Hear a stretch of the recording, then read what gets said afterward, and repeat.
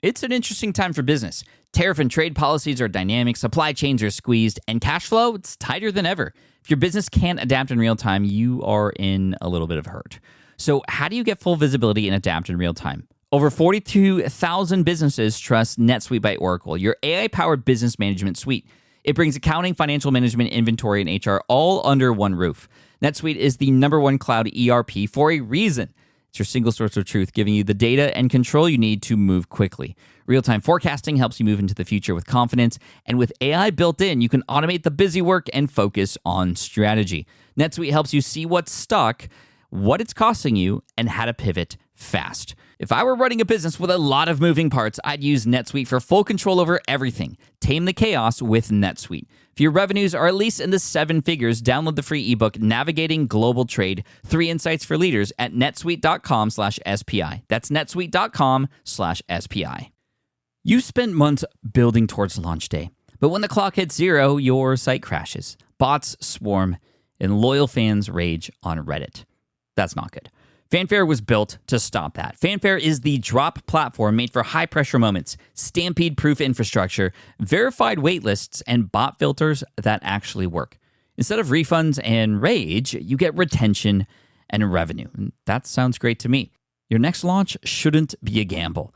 Get Fanfare's 5-step hype drop playbook and learn how to bulletproof your drop at fanfare.io/playbook. Again, that's fanfare.io/playbook. Congrats, your business is doing great. All your hard work is paying off, but you need help like now, and you have to hire fast. How can you hire amazing candidates quickly? Easy. Just use Indeed. When it comes to hiring, Indeed is all you need. Stop struggling to get your job post seen on other job sites. Indeed sponsored jobs help you stand out and hire fast. And with sponsored jobs, your posts jump to the top of the page for your relevant candidates so you can reach people you want faster. And it makes a huge difference. According to Indeed data, sponsored jobs posted directly on Indeed have 45% more applications than non-sponsored jobs. One of the things I love most about Indeed is that it has one of the largest databases of job seekers, giving employers access to a wide range of candidates. And with job alerts, I get notified when new candidates apply. And with Indeed sponsored jobs, there's no monthly subscriptions, no long-term contracts, and you only pay for results. So how fast? Well, in the minute that I've been talking to you, 23 hires were made on Indeed, according to Indeed data worldwide. There's no need to wait any longer. Speed up your hiring right now with Indeed. And listeners of this show will get a $75 sponsored job credit to get your jobs more visibility at Indeed.com/smartpassive. Just go to Indeed.com/smartpassive right now and support our show by saying you heard about Indeed on this podcast. Indeed.com/smartpassive. Terms and conditions apply. Hiring, Indeed, is all you need. This is a Smart Passive Income Podcast with Pat Flynn, session number 177. #bromance. Welcome to the Smart Passive Income Podcast, where it's all about working hard now so you can sit back and reap the benefits later. And now your host, the winner of the Academy of Podcasters Best Business Podcast Award for 2015, Pat Flynn. Still using a copy-paste website? Break the template trap with Framer. Whether you're overwhelmed by traditional site builders or frustrated with cookie-cutter designs, Framer gives you the freedom to create a site that's professional, polished, and uniquely yours. Framer is the design-first, no-code website builder that lets anyone ship a production-ready site in minutes. It's free to start, allowing you to browse hundreds of pixel-perfect templates or even design something on your own on a totally blank canvas. Add bold animations like appear effects, text effects, parallax scrolling, scroll animations, looping animations, and much more in seconds. The built-in AI handles the heavy lifting, generating starter layouts, and can even translate your entire site to any language. Ready to build a site that looks hand-coded without hiring a developer? Launch your site for free at framer.com and use code SPI to get your first month of Pro on the house. That's framer.com, promo code SPI. Framer.com, promo code SPI. Rules and restrictions may apply. With running your own business, legal questions always come with the territory. Like, can I use this contractor agreement? What do I do if a client doesn't pay? Am I even structured the right way for taxes? Instead of Googling your way through legal landmines, imagine having a law firm ready to address your business's legal needs without the sticker shock. That's what you get with Legal Shield's small business plans. Legal Shield helps entrepreneurs access real legal help on contract reviews, collection letters, business formation guidance, and even help navigating IRS audits. Members can schedule consultations, upload documents through the app, and get support from a provider law firm that knows small business laws in your state. Plus, consultations on taxes or trademarks help you stay ahead of potential problems. And if a client is late on a payment, Legal Shield steps in with professional collection letters so you can protect your hard-earned revenue, all for a fraction of the price of hiring a lawyer on your own.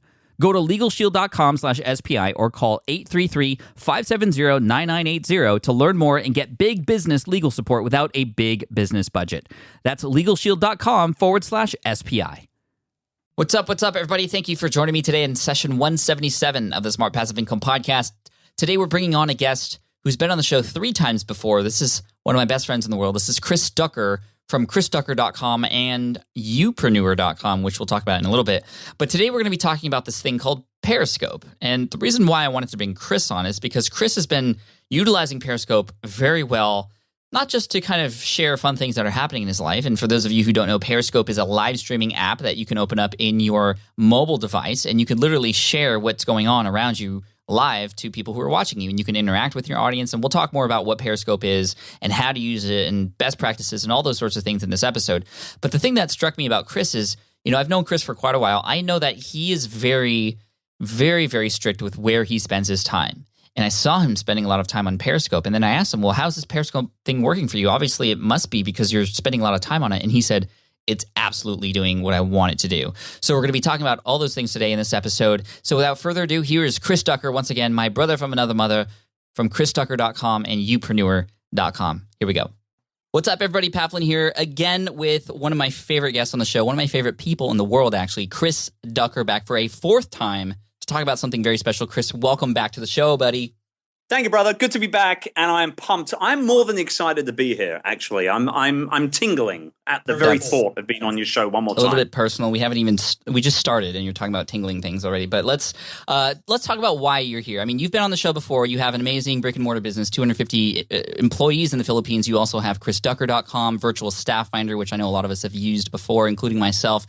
And now you are big into this thing. A lot of people are starting to get to know you because of what you are doing with Periscope. And for those of you who don't know what Periscope is, Chris is going to tell you in just a second. But the reason this really got my attention, you putting a lot of time into Periscope, is because I know you, Chris. You put your time where you know it can help you. You are very, very clear with, I only spend time where I know it's going to help me. And here you are spending quite a bit of time on Periscope. So first of all, what is Periscope? And secondly, why?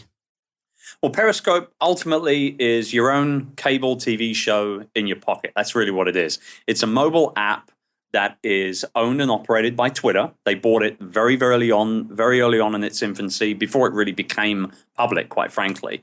And so obviously it's going head-to-head with Meerkat. I've tried Meerkat. I didn't like it. Periscope, I used it once and fell in love instantly. We can probably talk about that a little bit in a minute. But ultimately, the reason why I'm doubling down on this thing is because, as you well know, I'm all about that P2P connection with my community, that people-to-people connection. And I have no problems talking in front of a camera. I have no problems providing value and answering questions on the hop. And I'm quite happy to ad-lib until the cows come home. So ultimately, it really, for me, this is like a dream come true, man. If I had this thing 5 years ago when I got started online, I would have been all in on this 5 years ago. But it's late, but I'm embracing it now, and I'm glad you are as well. Yeah, I mean, I have been. I've been enjoying it very much, and the people actually, we didn't even mention this, but there are about 150 people watching us live on Periscope right now while we record this, which is really awesome, and they're giving us hearts, they're saying some amazing things, and we'll talk more about them in a second. But my question is, well, wasn't live streaming around for a while? There was Ustream, there was Livestream. What makes Periscope different? Well, yes, it has been for a while. It has been around for a while. But, what makes Periscope different is that it's literally available for everybody. It's right there. It's on their phone. It's in their pocket. It's very intuitive. It's very, very easy to use. And I mean, it's instant, isn't it? With Ustream, you've got to go and you've got to set it up. And I think I did one Ustream broadcast in my life, and it was enough to end it all for me because it was so tiring, and there was just so much involved in having to set it up and get people there and all the rest of it. With Periscope, it makes everything much, much easier. Yeah, I mean, that's for sure. I've done some live streams before as well, and it does take a lot to set up. But also, the Periscope's on your phone, and everybody has access to a phone and a camera, and it's free. That's the crazy part about it. It's absolutely free, and anybody anywhere in the world with a connection can live stream wherever they're at. So no longer do we need a studio with lights and all this stuff. It's a little bit more casual, so it's okay if it doesn't look as good. But you can also take your audience anywhere. And not just the audience that you already have, but the audience that you can build on Periscope too, because people are finding a lot of people and being introduced to each other as well through this platform. And it's truly, truly amazing. And so the fact that you're spending a lot of time on it made me want to explore it more. And I've explored it for the past couple of weeks now, doing a couple a day.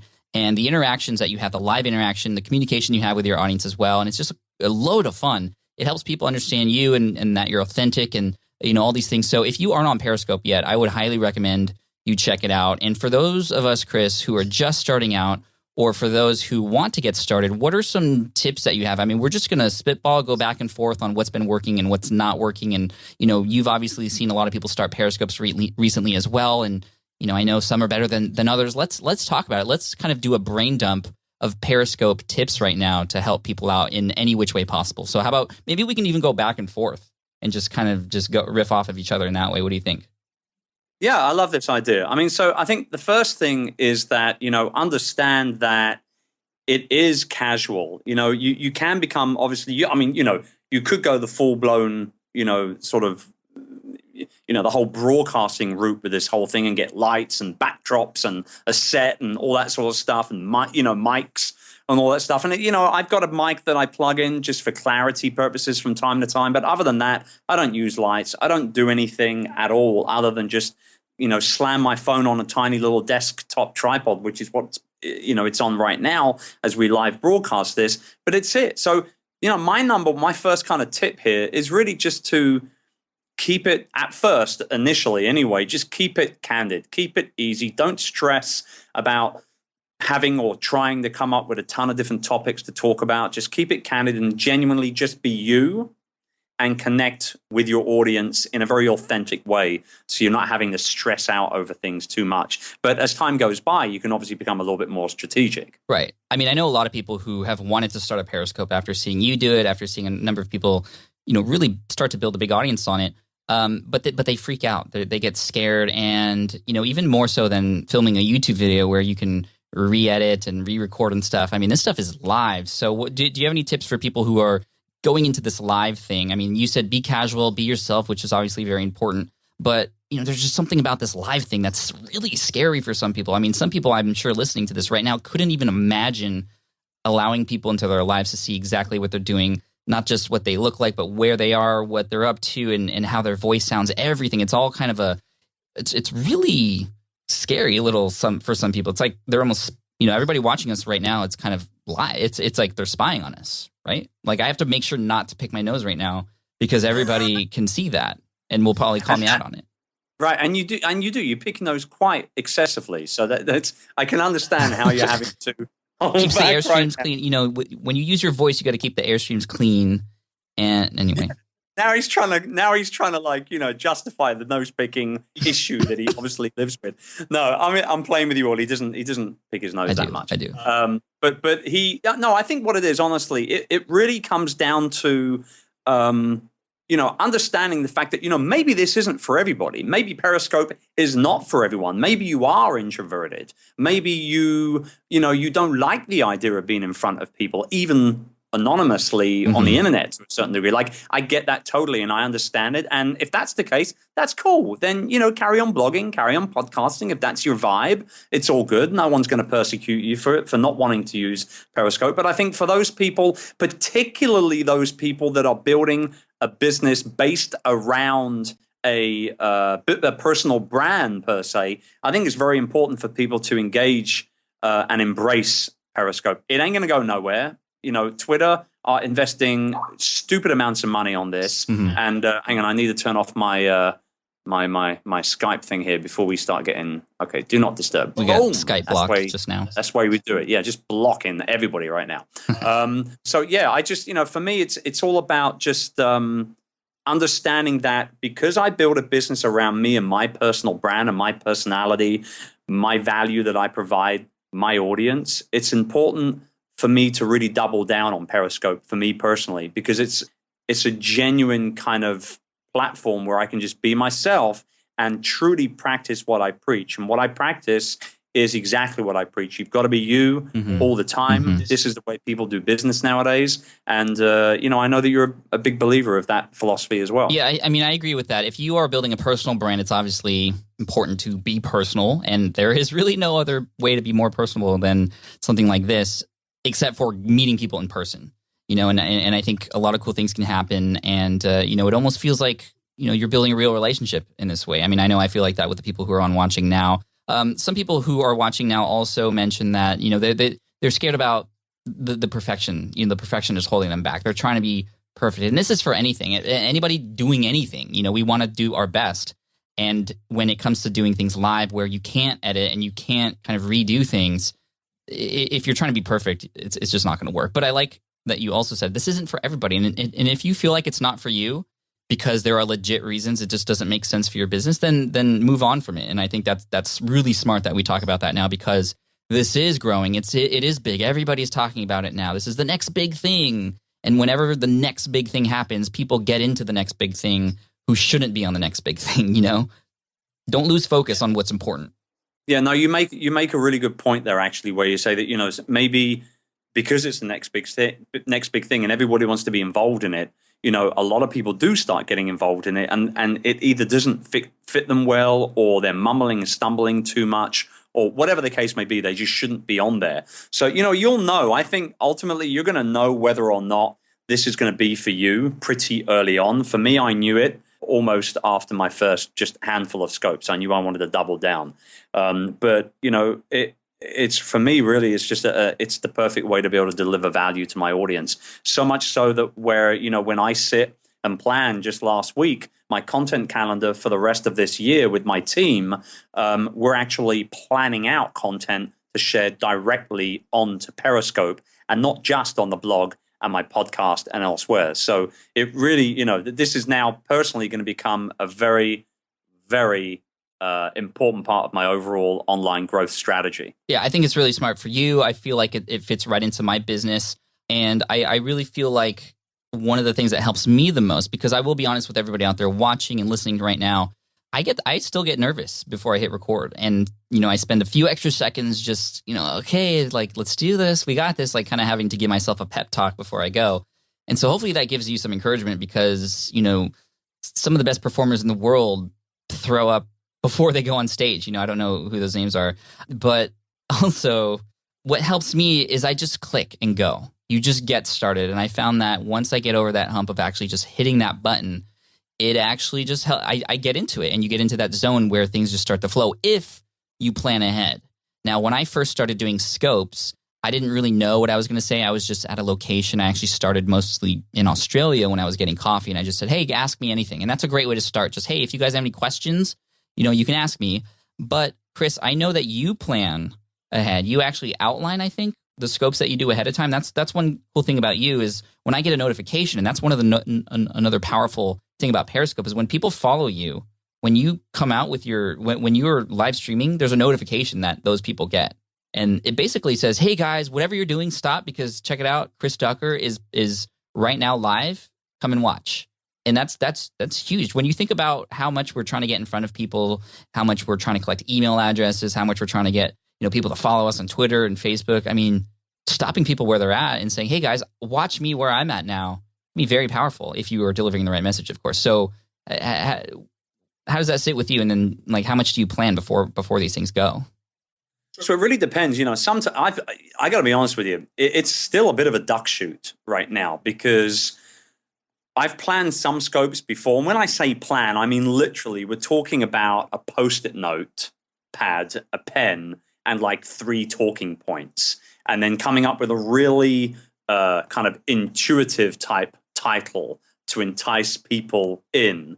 And ultimately it never usually really goes the exact way that I think it's going to go, but it always leads me down some sort of a path where not only am I providing value, but I'm continuing to connect with my audience. And that is the key right there, I think, to Periscope growth, period, is to genuinely connect with the audience. And when I say connect, I don't mean just scope on a regular basis. I mean actually acknowledge and engage with the people that are on your broadcast. And that, for me, is my focus. So, yes, I want to provide value. Yes, I do schedule some talking points. Every now and then, I'll actually just get onto Periscope and I'll say, hey, I got 15 minutes. Ask me anything you want. I'll talk about anything. I did one of those broadcasts earlier on today. I was literally on 15 minutes. And by the time I was done and finished, there's another 20,000 hearts ready to go. So I think as long as you're providing value, it doesn't really matter. But at the end of the day, I think that Periscope will become more professional. I think that the people that genuinely want to make a major impact on it will ultimately have to start planning their scopes out almost like a TV show, and scarily enough, a live TV show where anything can go wrong. But obviously with a live TV show, they don't, people on live TV, they don't have the ability to interact in real time like this. Yes, they might be streaming Twitter next to them or something, but this is a whole different ballgame. This is like live TV and social media combined on the biggest, most powerful horse steroids that you can get on the illegal market.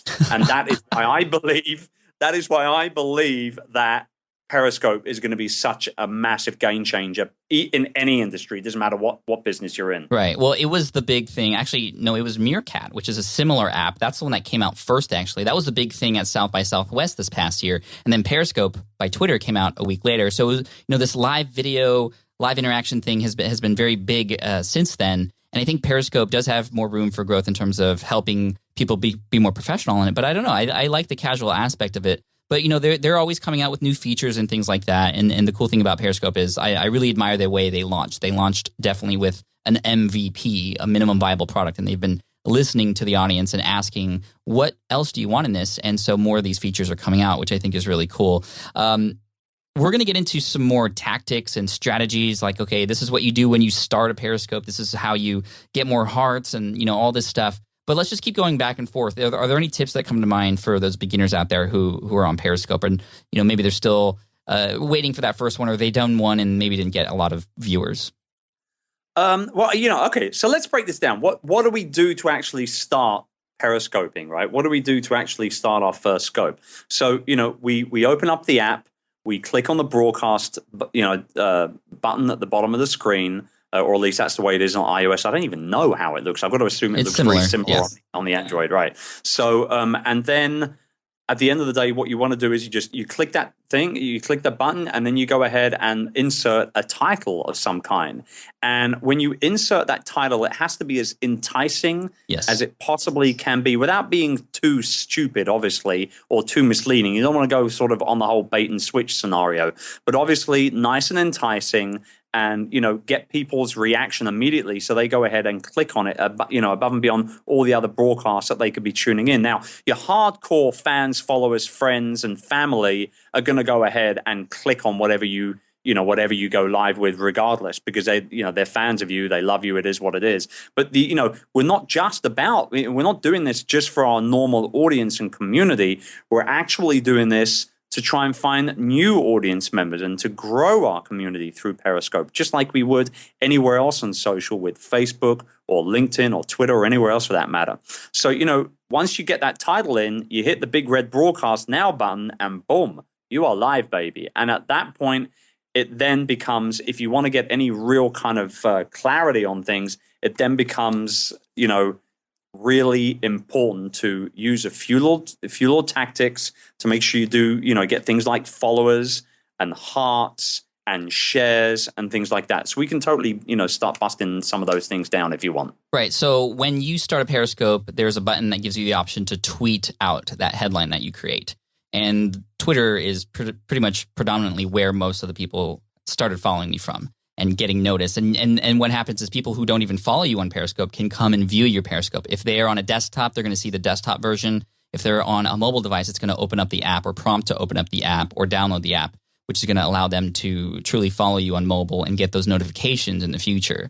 So that's the first thing you want to do. Also, put your copywriting skills into place for that headline. I think that's really important as well. Make it short, sweet, and enticing as well. Some people have been doing some cool things with, emojis and emoticons and those types of things to kind of capture people's attention as well. But there's another way that people can find you. And these are people who have never found you before who could become a follower and potentially a raving fan down the road. And that is through Periscope's just list of broadcasts that are going live right now. And there are a lot of people who just randomly go and see what's on right now. And they might find you in that way, especially if that is an enticing headline there. Another thing when you're just starting out is during the first few seconds, whatever you have on the screen through your mobile app, that's going to become the sort of thumbnail or icon image for that particular scope that you create. Am I right, Chris? Yes, absolutely. But you don't have to show that for very long. It can just be literally a second or two, and then it's always wise to just flip the camera over to you so that when people, start actually viewing your scope, they don't see, the random Coca-Cola can that's in front of you. They actually see you. Right. And there is a person in. I got to tell you a story real quick because this it's embarrassing to really admit this, but when I first started playing around, I don't think I've told you this story. When I first started playing around with Periscope, I was searching around looking for different people's scopes to look at, and we talk about random, thumbnails and stuff. And I came across one which was of a ceramic elephant, and I then decided to click on that scope, which had the title "Ceramic Elephant," and it was just the picture of, or rather, it was just an image, a video image being broadcasted to tons of people all around the world of a ceramic elephant on somebody's living room floor. And what? There was this weird, I'm telling you, how many people were watching with you? Oh, I don't know. Probably, I can't remember. Probably 70, 80 people. I don't know. It was the weirdest thing. But what was even more weird was that, the camera was moving, so you knew somebody was there. They didn't just set it up on a tripod for a prank or something. And so in the background, there was all these kind of jungle noises and music and drums. And every now and then you would hear this, this elephant noise. And it was like the weirdest thing. But what was even more weird was I sat and watched that thing for way too long. Way longer than I should have done it. Way longer. That's True funny. Story. So is the strategy just find a ceramic elephant and just record that for a few minutes? Anyway, that's really funny though.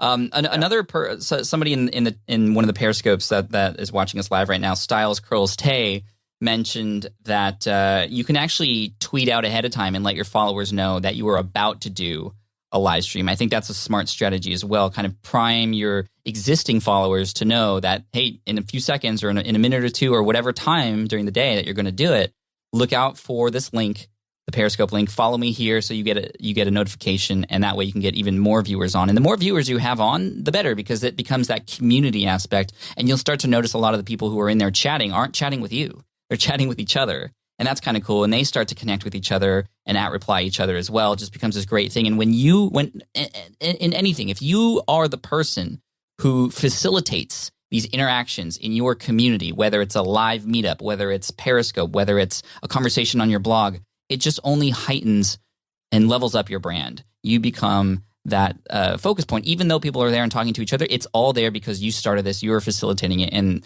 Periscope does a nice job, and it makes it easy for us to do that.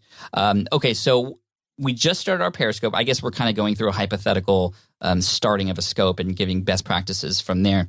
I heard a tip the other day from somebody who had mentioned that when you first start out, you're going to have 0 people watching because people take time to come on and watch. And so during those first few seconds, however, instead of just waiting there or talking to nobody, you can talk to the replay viewers. Now, when you finish up with your scope, there will be a replay that's available on Periscope. There'll be a link, and people can watch it for up to 24 hours after that scope goes live. The cool thing is when people watch that replay, if you talk to the replay people when you start your scope, you're actually talking to the people who are going to watch this later. And you can say a few things that are cool, like, hey, what's up, replay viewers? Thank you for watching. Make sure to tap on the screen and share your love. If you tap on the screen, what happens is you get hearts, and we'll talk more about that in a second. But you can give them some instructions and just welcome them so that when they start watching the replay, it's not just silence, but they're there, they're already engaged and listening to you, and perhaps helping you out with giving you some hearts too.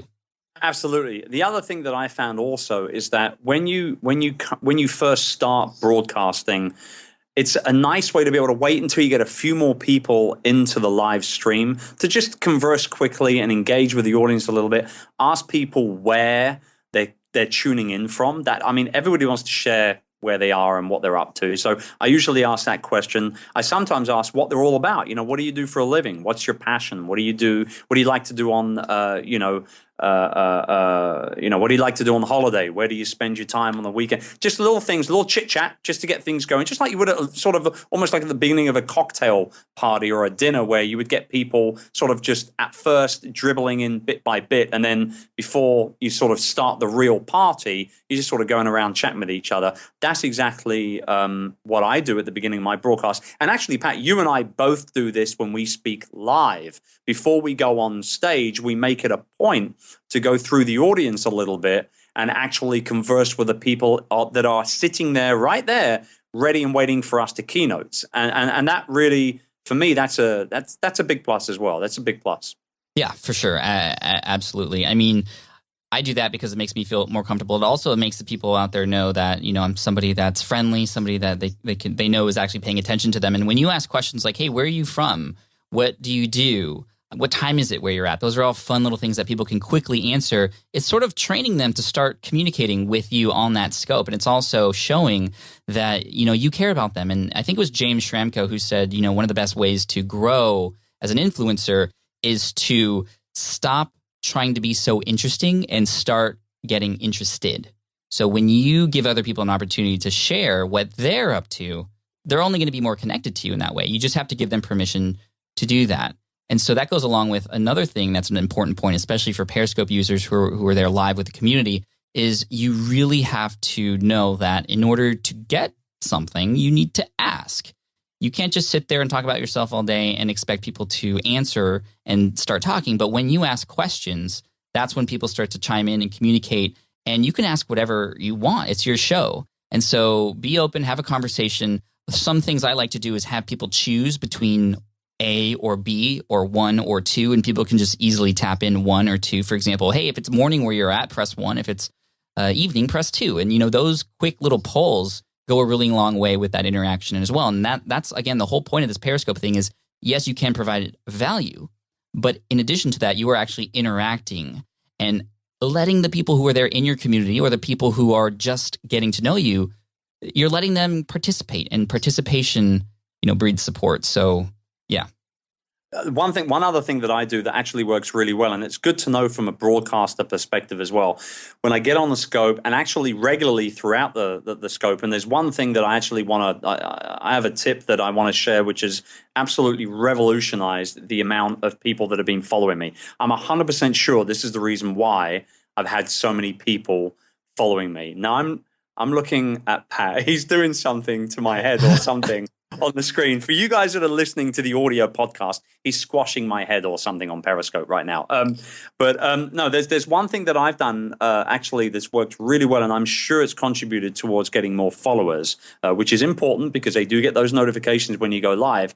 Actually, there's 2 things. The first thing is that when I regularly throughout the broadcast itself, I'll actually ask regularly, if you're new to Duckerscope, type in the word new right now in the comment section. And every single time I ask that question, there's always a flurry of people that go ahead and actually follow that order, and they type in new. And that allows me to specifically call that person's name out specifically. And as I say this right now, Lisa has just typed in the word new to my comment stream on my broadcast. Hello, Lisa. You see what that does? It's now I've been able to acknowledge her. I'm embracing with her immediately. And the fact that she's on my Periscope broadcast. And that's important to me because I'm not doing this for fun. I'm doing this to be able to hang out with cool people. So that's the first thing. Ask people.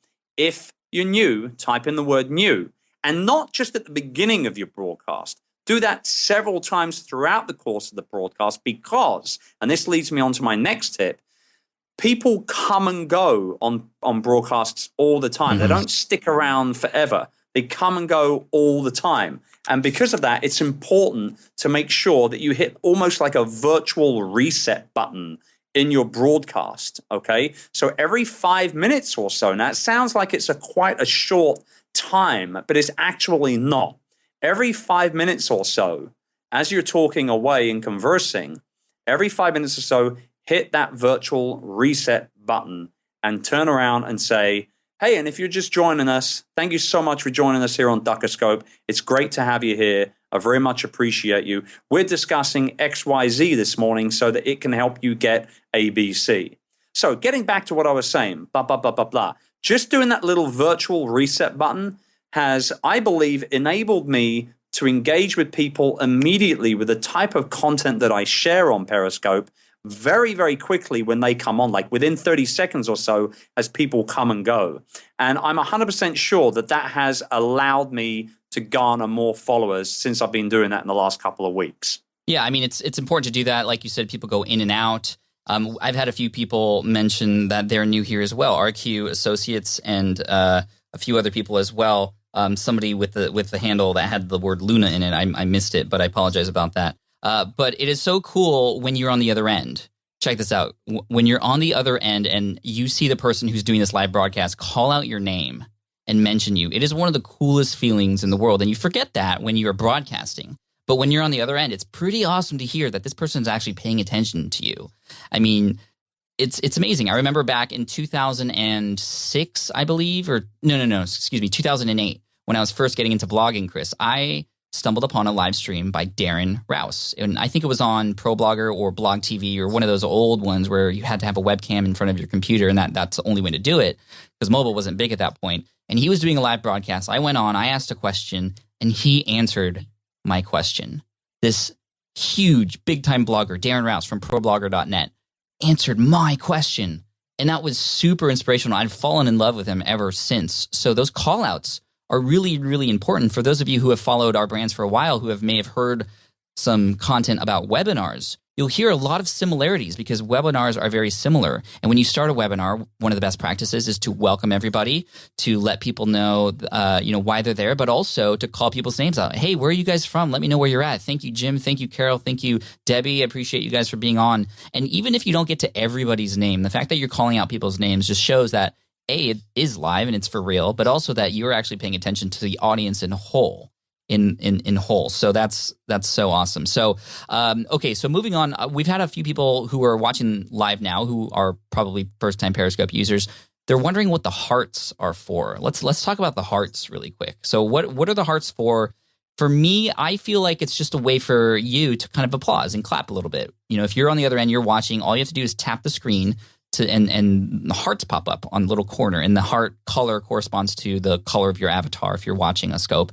And that's your way to just say, hey, nice, I like that, good job. And so we see a number of people hearting right now, so they must like what we see. And one of the cool things that I like to do, Chris, and one of the things that, a lot of people think these hearts are kind of useless. And, on one end, yeah, maybe. I mean, they don't really matter, kind of. They're just hearts, and people can tap away as much as they like. But for me, when I watch my replays, and I do this, I very, very much so do this, and I'm not sure if you do this too, Chris, but when I have content that I'm sharing, maybe I go into a Periscope and it's my top 3 tips about whatever topic, I go and watch the replay. And during the time when I'm actually watching myself give this content, I see when people are giving me hearts to kind of pay attention to what it is that I just said that triggered that heart spill or flood, the flood of hearts. And that gives me a point, and it gives me notice that, okay, that's something that really stuck. And maybe I should continue to say that, or maybe I can expand on it. Maybe that could become a blog post. Maybe that could become a product, or, those types of things are really important to me. And so in that way, the hearts are really cool, and why I really like paying attention to them. That's why more so, or excuse me, less so than other people. I don't always ask for hearts. Maybe not as much as I should, but I know when you ask, you get, and people tap. But I like to have people heart on their own, so I know what they like about what I'm saying. Yeah, I agree. I actually agree with everything that you've just said. Everything. I will add, however, that I think that hearts are like a social metric to a certain degree as well. I think it is almost like a virtual applause. I'm sitting here right now. Anybody that's viewing my scope and maybe can see me on yours as well. I'm sitting here right now, a little Post-it note with the words tap here written on it. And let me tell you something. Every single time I'm on the screen with that little tap here Post-it note on my shirt, people will give me hearts. If I flip the camera over to Pat, where there's no hearts involved, or when there's no call to action involved to actually tap and give hearts, the Pats slow down, or rather, the hearts slow down. The Pat might slow down as well. Hey, we don't know. Did you know that things. Pat is tap backwards? Yes, I did. Yeah, is that why they called you Flat Pin? Yeah, that was my nickname in college. That has nothing to do with Periscope. I know you just wanted to say that. I know. Because every time I say it, it's just the funniest thing for me. I don't know why. Flat pin. Oh, people are dyslexic or whatever when they say that. Flat pin. Okay, so but getting back to the hearts, it is a bit of a social metric. Now I've got flat pin in my head. It is a bit of a social metric. It's a bit of a vanity metric, right? It's almost like those Facebook likes when everybody was sort of working hard to sort of try and build up their Facebook pages. They were all like, I want likes. Some people even bought likes. They wanted them so bad. But ultimately, I think, I don't know, man. I don't know how you feel about this, but for me personally, I think there's something more to these hearts that is not out there as public knowledge right now. Something tells me that they're going to have some kind of I don't know. I can't quite put it in the words because I'm not quite sure what they're going to be. But there's something telling me, there's something niggling away at me saying that these are going to be more than just a kind of a social hand clap count. I don't know. Maybe it's a ranking thing. Maybe it's not. I don't know. Potentially. I mean, that's really interesting. Some people in here are saying, well, when you start to do that, then people are going to buy hearts. They're going to sell hearts. And, that always happens and that sucks. But I mean, the hearts are cool. I think, if anything, it's at least social proof. Oh my gosh, this person has 50,000 hearts. I should definitely pay attention because other people love them too, or love her too. Right. So that's level one. But you might be right. I'm really interested to see, maybe there'll be a ranking situation at some point, or maybe categories, and you can rank in different categories. That might be kind of interesting as well. And it's all, maybe the hearts play a role in the algorithm, and maybe it's a algorithm with the followers, and then retention rate and time viewed, and all these other metrics that Periscope actually pays attention to. You actually see those metrics, how many people were on, your retention rate, the total viewing hours, which is kind of interesting to see that sometimes when I finish these, I see that the total viewing hours is like 42 hours across all the people added up together. And I'm like, wow, I've just shared 42 hours with people essentially, which is pretty awesome to think of. And the thing that blows my mind away most about Periscope is here we are, we're talking live now. I don't know how many people you have on your end, Chris, on Duckerscope, but on Patscope right now, there's about 50 or 60. And, we go to events sometimes and speak, and sometimes there are less people in the audience, yet we spend days preparing for these presentations. We fly there, we travel, and then all this other stuff that tires us out. And here we are with just a button or two. We are able to talk to and provide value to hundreds of people all around the world who don't have to travel to come and see us. And it's live and we can interact. So, man, this kind of stacked up against public speaking is a really interesting thing when you think about it. Well, I think it also comes back to the fact that, I know a lot of people who have been speaking for a long time, and they've been actively speaking, who have stopped doing so much travel. They've stopped doing so much speaking. They've stopped doing, these huge tours where they're on the road for sort of 5-6 weeks in a row, because it's tiring, it's exhausting. Honestly, I think the payoff is not as big as it used to be. For you and I who love being in front of a live audience, that will never disappear completely. Right. But one thing is for sure, I did about 28, 29 gigs worldwide in 2014, which was insane. But insane. But I was promoting a book. Remember that. So I was promoting a book. So I would go to, one state and do sort of 4 or 5 gigs in the space of literally the same amount of days, if not less. One day in Australia last year, I did 3 gigs in one day. Morning, after lunch, and then in the evening. So, it really comes down to, I think, understanding that, yes, it's not going to replace public speaking, that's for sure, particularly as a brand building ingredient. However, what I do believe is that it will change the way that people are interacting with their online communities. This is not a YouTube video. You know what I mean? No, and right now, Periscope doesn't allow you to search for keywords. So, really, it's all about the broadcaster what following he's already got, how many followers they've actually amassed, not only from Twitter, but also from obviously over on Periscope specifically as well. And somebody's just commented on my screen, and Leanne, I'm going to comment you on this. The interaction is gold. The interaction here is gold. It's the weirdest thing to try and get your head around it at first, but once it starts, it's almost quite addictive. It is. Because if you are a P2P content creator, marketer type of individual like you and I are, if we're like that, then this is like, I mean, not that I've ever done this, and I'm genuine, I've never done a drug in my life, but I can assume that this is like getting high, literally, because it's that instant gratification, that instant feeling of people not only tapping the screen and giving you those hearts, but then also that instant feedback on things that you say and ideas that you present to them and value that you share with them. You cannot, for me right now, this is why I'm doubling down. You can't beat it right now. You just can't beat it. It's a buzz. It's a true buzz. It really is. I mean, whenever I finish a scope, whether it's a 5-minute scope or like a 20-minute scope or even an hour sometimes, I feel awesome coming out of it. I feel like I can conquer the world, at that point. Somebody was asking, this was Mobile Matters Co. here on Periscope, on Patscope right now, was asking about frequency. Well, how many Periscopes should we do? How often? Maybe how long they should be. We can get into that question. So how many Periscopes is right? What's the right answer? Well, I mean, look, to build a following on Periscope, one thing is brutally clear. And I think actually the same can be said for a blog, for a podcast, for a YouTube channel, anything at all, content creation and marketing wise.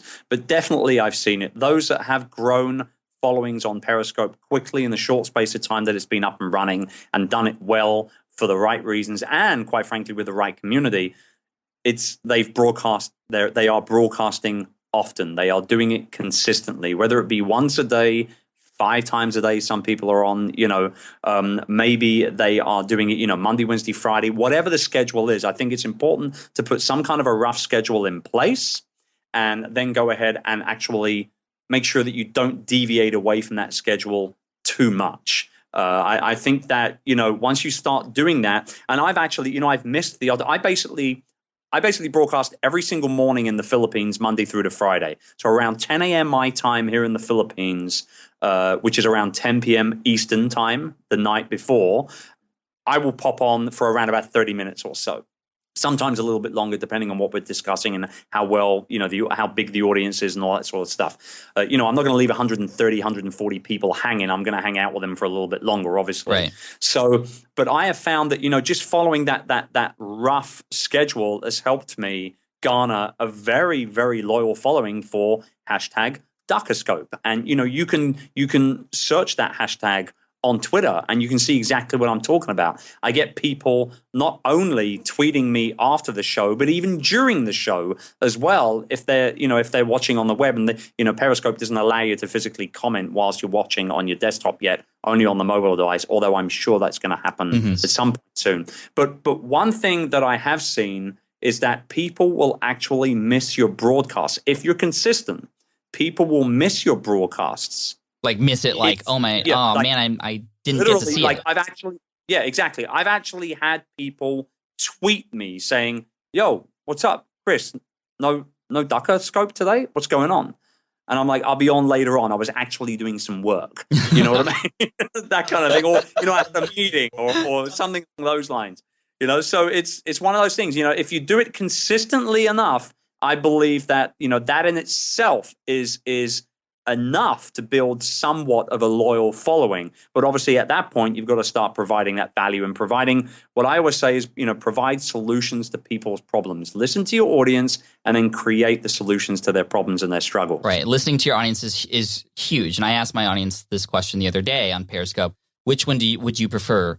Periscopes that come out scheduled, when they're coming out, ahead of time when they're going to happen, or do you like the random ones? And for a while I was just doing the random ones, and then I kind of got into this rhythm where I get up in the morning and before I get to work, or kind of during my miracle morning routine when I'm writing my journal, around that point I start out the day with a short Periscope. And then when I'm recording at night, maybe I'm recording an episode of Ask Pat, or I'm getting, ready to do some work after the kids go down, I do one then as well. And, like you said, people begin to expect when those things happen. And I don't think there's any wrong answer in terms of how frequent you should do it. You just have to be consistent, like you said. But also beyond people liking the scheduled stuff, we've had a lot of people who said they like the random ones too, because they like the surprise. They like, just whatever is happening. I did one today at a random time where I was just reading Harry Potter to my kids. And so that one had nothing to do with business, but it was kind of a cool glimpse into my daily life. And a lot of people enjoyed that one. And so you could mix it up a little bit. And that leads me to the next topic that I want to talk about what are some ideas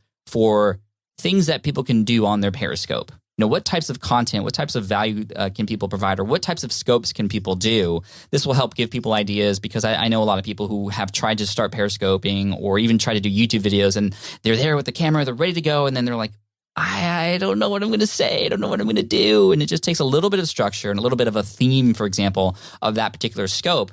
What do you suggest? Maybe we can go back and forth on different kinds. Yeah. So, remember when you were at school, there was always one day of the term or the year or the month or I don't know, maybe it was the week. I don't know. But in the UK, we did this, I don't know, probably once every, maybe twice a year or something. Show and tell. Do you remember show and tell at school? Right. Everybody would get so excited. They would get all amped up and, no sugar required. The kids would go crazy. And show and tell to this day is still one of the best things that you can do as a content creator. Show people where you are. Tell them about where you are. If you're walking around the city and there's good data, then go ahead and show people, exactly what you're doing and what you're up to. I was randomly on a scope. I think I was just doing a random Q&A one day as well with my audience. And somebody asked, hey, can you give us a tour of your home office? And I was like, sure, okay. So I unclipped the phone from the tripod that I use when I'm scoping. And I started just randomly walking around my office. And it's not the most interesting office in the world, but I started, walking around it and showing people my book collection, some of my, magazine clippings and newspaper clippings. And, I've got a signed, huge signed, poster photo frame thing here of Magic Johnson and Larry Bird. You've been in my office. I mean, here in my house. So, all these things, it was like, this is where I sit on my beanbag when I'm reading a book. This is where I'm doing this, and people loved it. They ate it up. Show and tell is huge for scopes because people, why are they watching? They're voyeuristic, man. Plain simple. They are voyeuristic. They want to know what's going on in your life. It's not just about value. It's also about curiosity as well. So, pique their curiosity. Show them what you're all about. Show them what you're doing. And a couple of weeks ago, I was on a scope and somebody asked about my book. So I decided to open my book and read an entire section of my book to them. And I was just sitting at my phone, just reading them, my book. It was like the audio book version for free on Periscope kind of thing. So just, there's no right or wrong thing. Well, maybe there's a few wrong things, but I mean, but bottom line, try a bit of everything. I love the show and tell. One thing I've been doing as well, which has been working really well for me, is actually showing people what I'm doing on my computer screen. So I'll flip the camera around and show them what they're doing on my computer screen. Somebody asked whether I would show them how I actually kind of design and work through my scheduling, because I'm a big schedule freak, as you know, to manage my time and whatnot. Somebody asked whether I would show them what keynote presentation I was working on recently, that sort of type of thing. So, for me, it's just, try a little bit of everything. And there's going to be certain things that work really, really well, but then there's going to be some things that don't work so well. You have to take note of those and you just avoid them in the future, Right. Okay. So my idea is one that I've done quite often now, and it's sort of an AMA or an Ask Me Anything. These are very popular on Reddit and on people's websites. You can just simply do, if you have an audience already, and ask me anything. If you don't have an audience, and we'll get to that question, Tony in the chat here had said, "Well, what do you do when you have zero followers? Like, where do you start, and how do you stop yourself from just saying screw this?" So we'll get to that in a second. But if you have an audience, even a little one, an AMA and Ask Me Anything will do very well. Just give people an opportunity, give them permission to ask you whatever, and then kind of just good etiquette with an AMA is you honestly answer those questions. That's kind of the cool thing about those AMAs. I like the show and tell idea as well. One thing to take that next step is to do an unboxing. So if you get anything new, Periscope that opening, share your reaction, that sort of thing. Those are Yeah. super popular videos on YouTube, and you can do the same thing. Maybe you get something on Amazon that you know is going to be interesting, whether it relates to your audience or not. It relates because it's you, and you are building a brand, you're building trust. Hey guys, check out this new package I got. I want to show you what's inside. This is why I got it. I don't know, maybe there's an opportunity, and I'm not saying you should do this, but maybe there's an opportunity for you to even say, hey, if you want to get this, here's a special link. It'll take you to Amazon where you can get it, and I do earn a commission if you go through this. I mean, I can imagine somebody creating an amazingly popular Periscope channel where they just unbox things all day, you know? And then maybe companies send them stuff to unbox, and they just unbox every which thing, and their house is just full of this crap because so many people are watching. And when you can build a large audience like that, maybe I should try that. Maybe I should do a unboxing channel just for fun and experiment with that. Maybe not, but that might be interesting. So yeah, that's another idea. Let's keep going back and forth. What about you, Chris? What's something else that you'd like to do? I found, the AMAs and the Q&As work really, really well. There's no doubt about that. I did one earlier on today that, like I said, it surprised me. And what I love about those is that you can go back and forth real rapid, real fast. And, what do you do on the weekends? I do this. How do you think about this? I do this. What football team do you support? Boom, ba, ba, ba, ba, ba, ba, ba. And it's just, people get a really, really good idea as to the type of stuff that you're into and what you're all about in a very short space of time. So they do work extremely, extremely well. There's no doubt about it. Another thing that I like to do, and this is maybe not for everybody, but I do the odd Periscope broadcast that I call Scotch and Scope. Now, That's you've cool. got to be careful. You got to be careful when you involve alcohol. You got to be careful when you involve. Oh, yes. Well, contrary to public belief, thanks to Patrick Flynn, I'm not a raving alcoholic. No, you're not. But I do like my scotch. So what I'll do is actually, and I did this a couple of weeks ago when my wife was doing a overnight kind of sleepover birthday party thing with a little one, and I was left in the house all alone. What am I going to do? I'm going to hang out. I'm going to hang out on Periscope. So I got a hold of a couple of glasses of scotch, and I started drinking and playing some of my favorite blues music via iTunes with my audience. Before I knew what was happening, it was an hour and a half in. I wasn't hammered or anything like that. Don't get me wrong. I wasn't drunk or anything. Guys, But I gotta tell you, I love you so much. Yeah. Remember the time when we were hanging out? All that sort of stuff. Nothing like that. But what I'm saying is that it enabled me, and it actually hit me, because I did an infographic. And allow me to give this URL out, if it's okay, Pat. I did an infographic on Periscope that has been blocked just like that, which has actually been received extremely, extremely well. So if you guys want it, chrisducker.com/Periscope. Go and grab it right now. For you tuning in on Periscope, you can get it immediately. For those of you that are listening, well, you can get it also immediately as well, but you know what we're saying. But yeah, so, and one of the things that I said on that infographic when I put it together was, act as if you're hanging out with a friend. And so Scotch and Scope as a concept, as an idea, is exactly that. Yes, I get questions about business, and yes, I get silly comments every now and then, and I've even had some people swear at me, and I don't care. I'll just block them. It is what it is. But just sitting there with a glass of scotch, playing some blues, talking about music and concerts and hanging out and, memories and all that sort of stuff, that right there is like you're hanging out with a friend in a restaurant or at their home, like you and I have hung out at your house, out by the fire there, and we've drank scotch together. And I usually out drink you. I get that, but I've got a few more years practice. No, he can't. I'm learning. He's a real lightweight when it comes to scotch. But bottom line is that that's what you and I do. That's what friends do, and it goes back to that principle of P to P, people to people. Make real life connections. People are way more likely to buy from somebody that they know, love, and trust.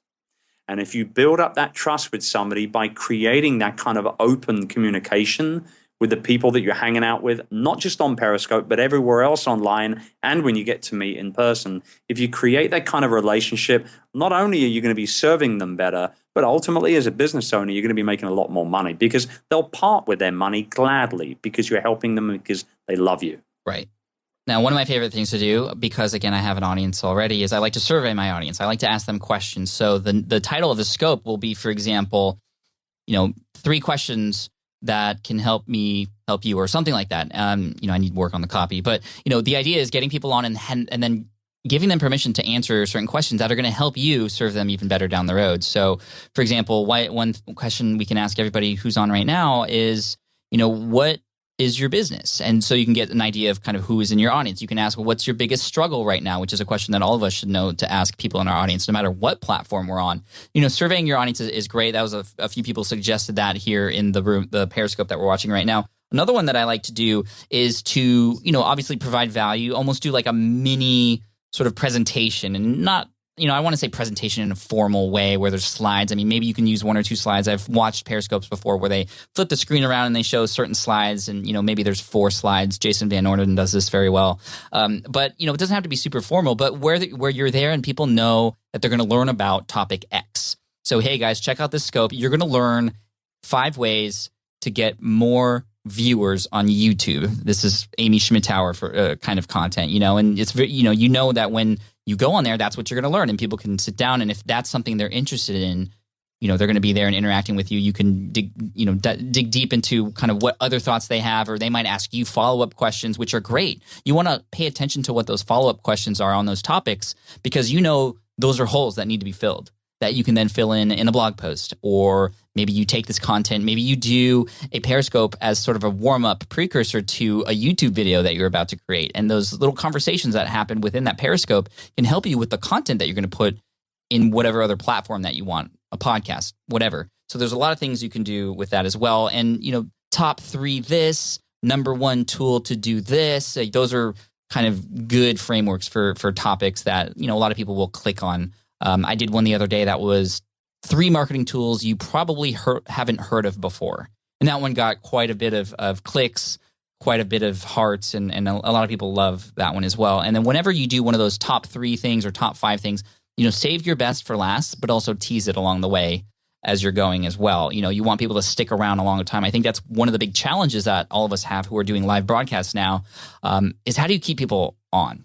How do you keep their attention? It's very, very simple to just say, nope, screw this. I'm out of this scope. And, I can't tell you how many scopes I've watched that I'm just like, wow, nobody's talking. Why am I here? I'm out. So again, those are things you have to pay attention to. So those are just some ideas for content that you can use in your scopes. We're closing up here on the hour, and I want to make sure to respect people's time. And obviously, this is something that's very exciting to both of us right now and everybody who's watching live on Periscope. And for those of you who have listened this far in this particular podcast episode, obviously, this is something that you're thinking about doing or something that you're interested in. So let's, for the beginners out there, Chris and Tony, who was on Patscope, who asked, okay, well, what stops you from just saying screw it when you start from scratch and you have 0 people watching, or maybe 1 or 2 people watching? How do you best get started, and how do you start building an audience from scratch? Because yes, we started with a Twitter following already. And, so connect to your Twitter account. That's going to help you. But if you don't even have that, is this even worth starting, or is it worth starting another channel first to then get people onto Periscope? What are your thoughts on that? Yeah, well, the first thing I would say, if you're starting out and you have absolutely no community at all, first and foremost, get over yourself. Seriously. There's absolutely nothing wrong with starting from scratch. I'll tell you why. Because I did it before. Pat did it before. Anyone that's got any kind of community anywhere in the world, online or off, all started from scratch, period. So you've got to start somewhere. But what I see for sure is that people that do start from scratch today in this kind of economy, in this kind of world, those that are really, really consistent and those that really hustle up and work hard, and I mean really hard for the first 6 or so months or so, they are the ones that have the most amount of traction out of the gate. You cannot expect people to follow you just because you happen to be popping up on Periscope once a week. No, if you're starting from scratch, you've got to be popping up on Periscope 3 times a day.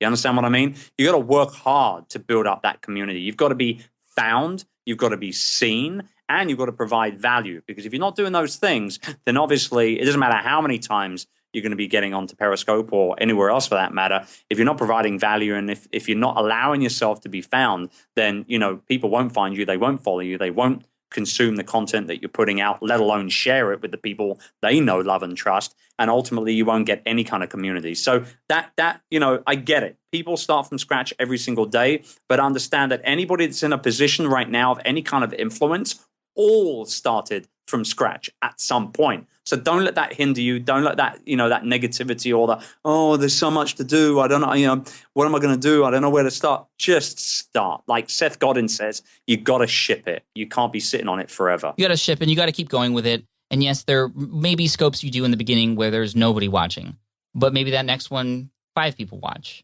And then those people share and they like what they hear, and maybe more there will come later. And it's just you got to keep going. And as long as you know that it's a process and it's going to take some hard work in the beginning, you're going to find success. We've had a lot of people here on Periscope actually mention how they started from scratch and now they have hundreds, thousands. Somebody mentioned they have 500,000 Facebook followers that they've started. And they started from scratch as well. And that was with no ads as well. So congratulations, everybody out there who is taking action. And if you're starting from scratch, hopefully this is motivating you and not discouraging you. And just know that we all went through the same thing. When you first start out, nobody's there. It's crickets. It's difficult. But that's part of the fun. And that's part of what entrepreneurship is all about. It's these challenges. This is your first challenge. As you grow and you get 1,000 subscribers, you're going to have a completely different challenge. Chris and I both have several challenges in our business right now, and we're going to have more in the future as well. That's what being an entrepreneur is all about. It's about overcoming these challenges, being met with these hurdles and figuring it out and learning from, hopefully like you're learning from Chris right now and myself with the experience I have on Periscope, how to use this if it makes sense for your business as well. So Chris, any final thoughts here? Let's talk about, just like one would do at the end of a podcast episode, at the end of a video, is it okay, and how would one go about adding a call to action into their Periscope?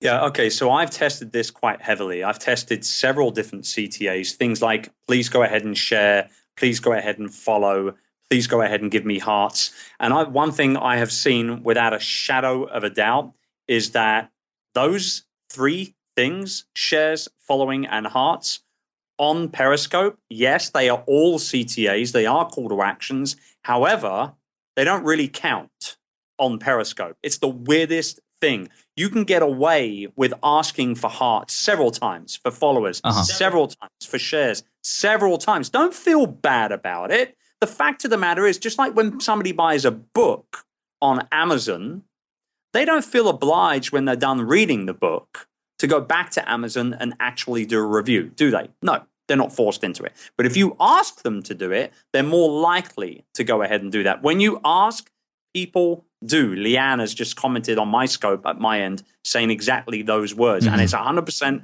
true. So likewise with CTAs on Periscope, but here's the reason why I don't think why they don't mention, or rather why they don't count, because they're all Periscope related CTAs. It's easy for somebody to tap the screen. It's easy for them to share and follow you here.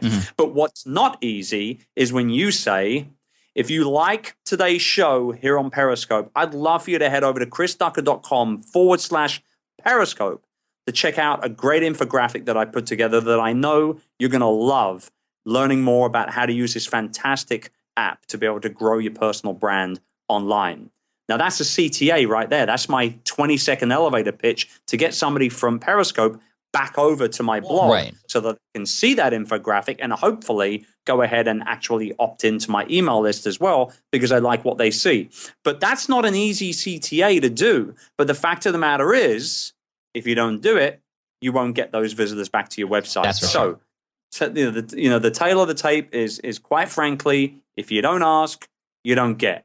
You must ask. And that's why it's called a call to action. You're calling somebody to take some kind of action. Right. It's okay to do that. And I think it's really your right to do that. If you've especially provided a lot of value, you have the right to ask for certain things. And, you can go overboard with that too, right, Chris? Like you could ask, okay, here's this website you want to go to. And if you're interested in this, here's that website. Then you give people too many options, and then nobody takes any action. A couple Periscope call to actions to follow, share, and heart, that's okay. That's easy to do. That's something they do then, and then they forget about it forever. But going to chrisducker.com/Periscope, that is very important because what happens is as you start to build your audience and authority on Periscope and your existing followers are there, you're getting new followers on there as well, you always want people to go back to your home base, which is your website. You always want people to go back because that's where all the action happens. That's where you can then finally collect their email address, and then you can get really personal and into the campaigns and the courses that you have to offer, or anything else that you have to serve that audience as well. So build the audience, but also remember the most important call to action, hopefully all of you are doing this, is at the end, at least get people back to your homepage, if not a specific landing page for people watching on Periscope as well. So Chris, any final thoughts as we close up here today here on the podcast? Yeah, my final thought is that if you are the type of solopreneur, onepreneur, entrepreneur, whatever you want to call yourself, if you're the type of person within that particular realm that is building a business based around you, your personality, what you do, the stories you tell, the way you do things, you cannot afford, in my mind right now, you cannot afford to not get active on Periscope. This is personal branding on steroids. It is communication and acknowledging and embracing and engaging with your audience on steroids. You cannot afford to not be involved on Periscope if you are building the business of you. And that's what I truly, truly believe. And that is why I sit with my team for over an hour and a half at the beginning of this week and actually put genuine Periscope content on our content schedule for the rest of the year. Actual slots and topics of what we're going to cover. I did that with my team at the beginning of the week. It's going to happen. And when I start rolling that content out, people will eat it up. So I believe that that's it. If you're building the business of you, you've got to get active on Periscope. You can't afford not to. Love that. Love that. Thank you so much, Chris. And I had mentioned earlier that you're coming out with something later this year. I am obviously, aware of this because we kind of were there when it all kind of started together after some events last year. So why don't you give us a brief rundown of what it is that you have going on? I am so excited for this and for you and everything else that's going to happen. So what is this that we have to look forward to here, Chris? So, Matt, and you have been, you've very much been involved in this process the last few years. I think it was probably about 3 years ago I first mentioned to you that I wanted to start my own membership community, my paid membership community online. And here we are 3 years later, and it's finally actually going to happen. So what we're doing is we're launching Youpreneur, that's youpreneur.com, very, very soon. I'm not quite sure when this will go out. It might even be open. The doors might be open by the time you actually publish this. But Youpreneur is going to be the type of entrepreneurial community where absolutely nobody is going to be left behind. It's going to be the kind of community that I want and needed to join years ago when I started growing my online businesses. And I'm going to be launching it very, very soon.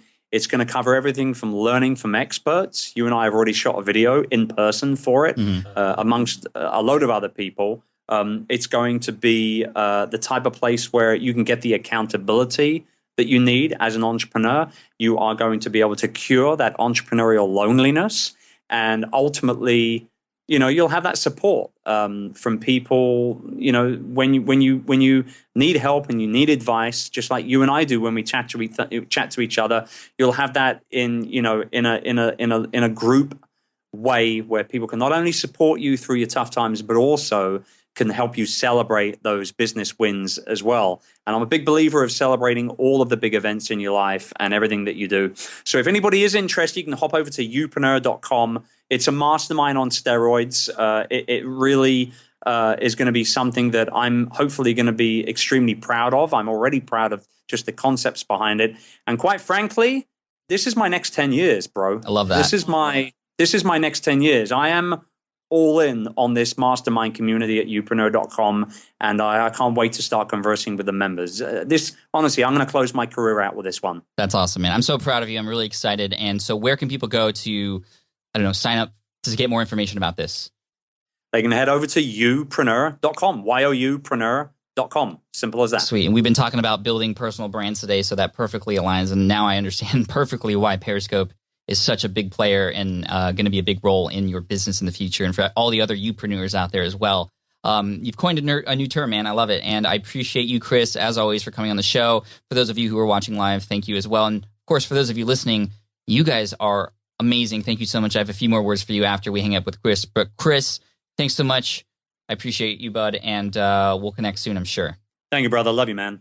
All right, I hope you enjoyed that interview with my good friend Chris Ducker from chrisducker.com and youpreneur.com, which is going to be really cool.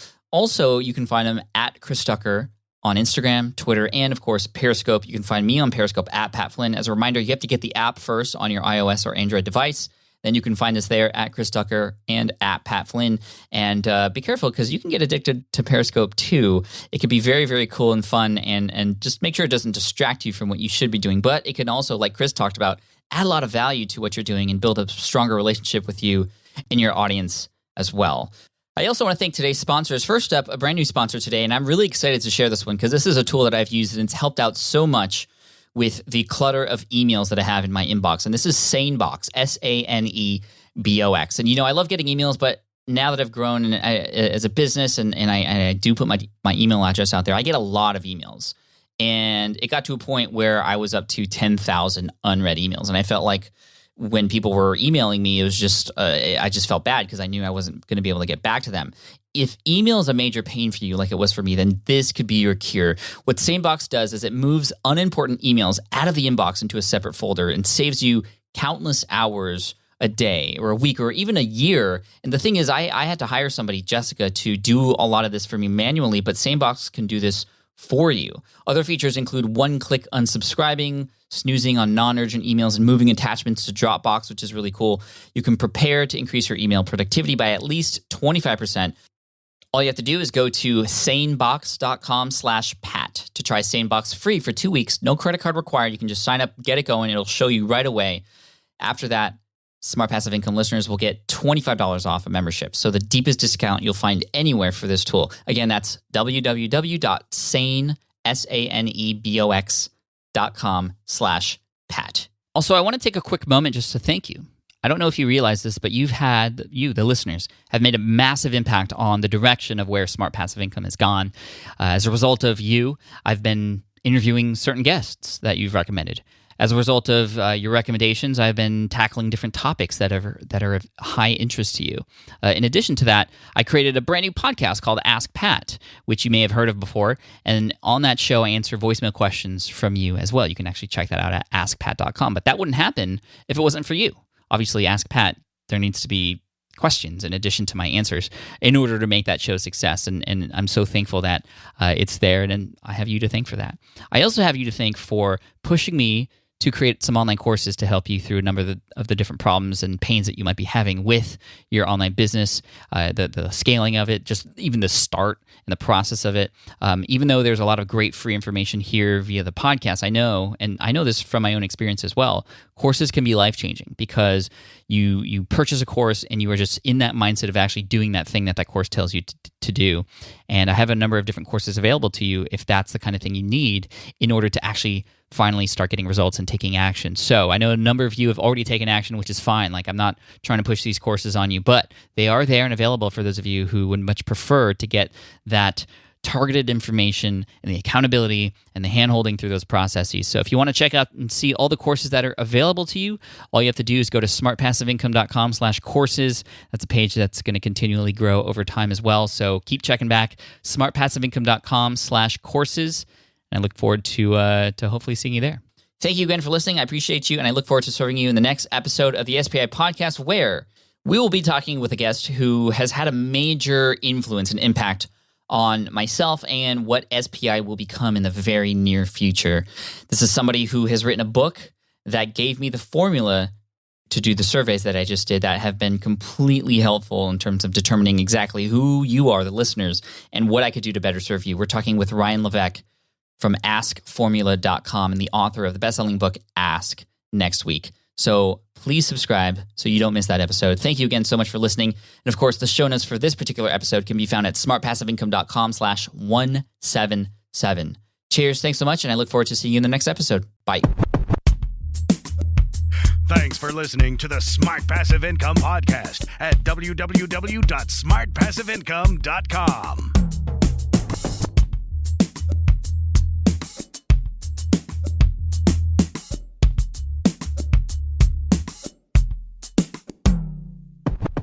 Hey guys, so we have a little bonus clip here for you. I wanted to bring my buddy on, Wes Chapman from a human project on to talk about something really important, actually, and something, a lot of you know I've been doing the Pencils of Promise stuff. I'm on the advisory board for Pencils of Promise, and Wes is doing some amazing things to help a whole lot of people. You'll hear it. So, Wes, welcome to this sort of bonus audio here at the end of the podcast episode here. Thanks for coming on. Yeah, thanks for having me, man. I showered and shaved and everything. You did, yeah. I did. I'm sorry it's an audio show, but it's okay. I'm in my lucky underwear. Okay, cool. So even better. Right. Now you've painted a picture in everybody's head. Yes. Anyway, paint us a picture of what it is that you have going on here. So I founded a human project a few years ago with the mission to create a community of empowered youth, and that seems really broad and paints like a big, a big painting. And that's on purpose because the youth that we are targeting are youth who are living in dysfunctional situations. That means that they're being neglected, they're being abused, they're not being heard.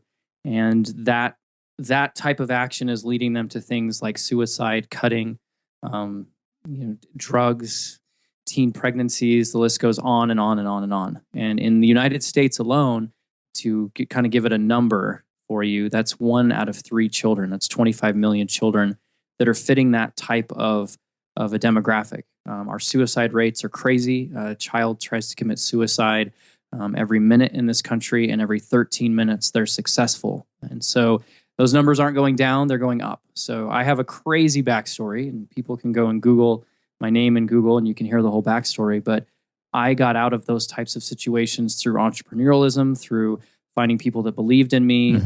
And I just wanted to, after a very long journey, I wanted to be able to give back. So that's what I'm doing. And we're now in 7 countries and we're expanding like crazy. And we've got a whole online program that I'm very, very busy creating 52 course video series so that I can be literally in 1,000 places at once in educating, thanks to technology and podcasting and all that. So that's a quick overview. So I think when my audience hears video course and stuff, they think, oh, well, this guy's just trying to come on and make some money. So what exactly is this course thing? Yeah, it's so basically, I've been living in homes with children with all kinds of different stories. I've spoken in front of and worked with about 50,000 youth now, and I also have invested just north of $3 million in myself in psychology and training, and just kind of going through my stuff, right? And we all have things that we want to go through, and I've found how it works, how to successfully move somebody from where they are to where they need to be to where they want to be. And so I very, very successful in doing that in homes, living with children and families and shifting and working with them and getting them the help that they need. And so somebody came up and said, you should start doing videos so people can, 2:00 in the morning, they can log in and go through some of these courses and these lessons that you teach live. And I thought, awesome. So that's what we're doing. It's free of charge. You do have to be a child to get access to it. It'll be pretty secure. There's not a social media aspect to it or anything like that. And so, but everything will be free. The videos will be, there's no charge, there's no anything. And it's just going to be content so that a youth who is thinking of life or ending their life or thinks that they can't get out of a situation or doesn't know how to move themselves from one place to another literally can log onto the program and do that. And we beta tested this last year. And in our first beta test, we had 1,000 youth register within about a 72-hour time period. So it was very, very successful. We found that the youth were spending 3 to 4 hours a week inside the video courses and the stuff that we had. So I'm stoked. We're actually going to end up having 365 courses when it's all said and done. But that will be 1 course per day, and youth will consume that, and it's not even a problem. So they spend a lot of time on social media and YouTube. On the computers, so. Yeah. Just thank you for doing that because, I have 2 kids and they're quite young, and I know that, I have to make sure that they're going to be okay when they when they grow older. And I know you have children as well, and this is really important. So thank you again for doing this and sharing this here as well. I wanted to just bring awareness for this. Essentially, is why I wanted you to come on, and I wanted to put you in your own episode, and we'll get to that at some point. But I also wanted to raise awareness for this now because this is obviously very important. And also, you have an event coming up that unfortunately I cannot speak at. I was invited to speak at, and I would have loved to. It's just a scheduling conflict with another event. But I wanted to, again, try and help out as much as possible. And so I wanted to give you like another minute here to just talk about this event and where people can get more information about it. Yeah. So, and we'll have you there next year for sure. So, Thank you.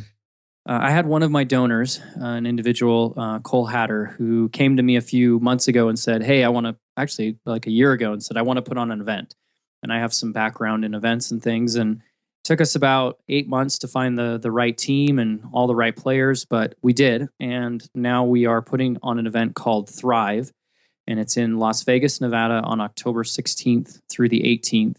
And the whole mission of the event is to kind of debunk a lot of the events that are out there in the entrepreneurial space, in the sense of there's absolutely no selling at the event. There's not upselling. There's, you're not going to go through any of that. And it's rich content from people who legitimately should be on a stage giving that content. Guys like Gary Vaynerchuk, Robert Herjavec, Dan Martell, Adam Braun, Tucker Max. I mean, the list goes on and on and on of entrepreneurs who have come together to teach principles of making money. So how do you make money? We have one of the speakers who took a company from $10 million to $3.5 billion. And he's done that a couple of times. So the making money part, like how do you do it? And then a part that a lot of people don't talk about is how do you protect your money? How do you make sure that, you've got all the structuring right? You're doing all the things that you need to be doing, taking advantage of all of the different opportunities that this amazing country has to make sure you're protected as you're developing and growing this wealth. And the most important thing is we're going to teach people how to make their money matter. So once you've kind of figured out how to make $1 million, right? Maybe that's your goal. You want to live $1 million a year lifestyle. Okay. So once you figure that out with a few key principles, some techniques, some mentoring, all these different things, it's not that difficult to make another $1 million.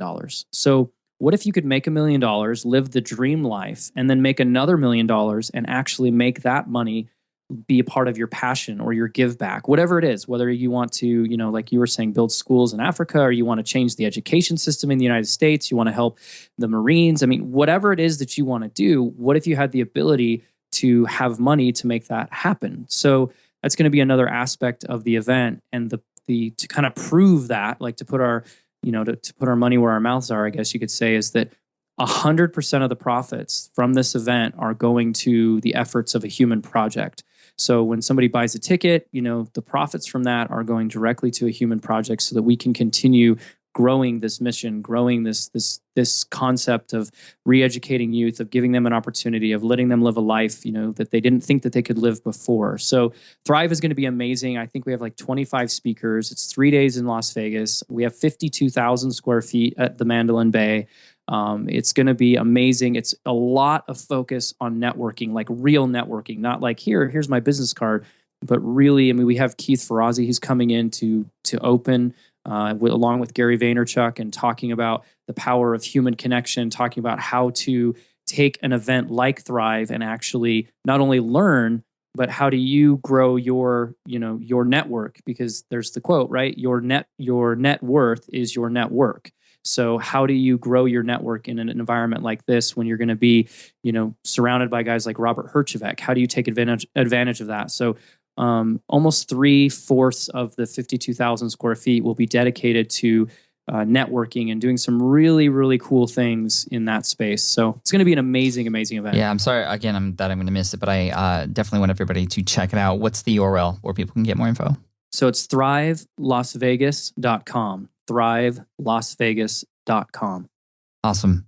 Wes, thank you. I wish you guys the best of luck at the event. And, there's a lot of hints of what we had heard on the show before when Adam Braun came on, and also Dale Partridge. Going beyond our immediate reach and trying to reach and help more people in this world who we can, because we're all much more connected now in terms of using entrepreneurship to help us get there as well. This is fantastic. So thank you again for what you do and all you've done and all you're going to do. And, I look forward to following the tweets during the show and reading about it later in reviews and things like that. So thank you again for coming on, Wes. We appreciate you. Wes Chapman, everybody. Again, that's thrivelasvegas.com. Thanks, Pat. More people dream about building their own business and being their own boss rather than retiring early. but a majority of them never even take the first steps to register the business. Why? Because starting a business can feel overwhelming. With legal forms, paperwork, finances, it's a lot. And that's where Taylor Brands comes in. Taylor is a complete business builder designed to make launching your business simple and stress-free. You can register your LLC in just minutes, keeping your personal and business assets separate from day one. And from there, you can get access to everything you need to get off the ground, from legal documents, licenses and permits, invoicing and bookkeeping tools, and even a 100-day business coaching program to help you hit the ground running. You'll also get a free personalized business plan, branding tools, and so much more. And of course, our listeners get an exclusive 35% discount to get started. Just head to taylorbrands.com/SPI. That's TAILORBRANDS.com/SPI. Stop dreaming, start building with Taylor Brands. Hey there, quick pause here because I have to tell you about a tool that completely transforms the podcasting workflow, Riverside. I get it. I used to juggle multiple platforms just to record one podcast episode. It was exhausting. Zoom for recording, Audacity for editing, and then a bunch of different apps just to create clips and social posts. I've tried other ones as well. They were okay, but they were clunky and super time-consuming. That's where Riverside has massively helped. I can do it all in one place: recording, editing, repurposing, one platform, one streamlined flow. I just log in, record with my guests no matter where they are in the world, and just like that, studio-quality audio and high-resolution video all in one. And get this, even if your Wi-Fi glitches, Riverside records locally on your device so everything sounds and looks crystal clear. But here's my favorite feature, Riverside's AI editing tool. You can remove silences and filler words with just one click. Hours saved. With Magic Clips, Riverside also automatically finds the best moments and turns them into ready-to-post videos for YouTube Shorts, TikTok, Instagram, all without the extra editing. So if you're looking to level up your production quality and simplify your workflow, go to smartpassiveincome.com/Riverside and use code SMART to get 1 month free on the Pro plan. That's smartpassiveincome.com/Riverside, promo code SMART. It's built by creators for creators, and I think you're going to love it.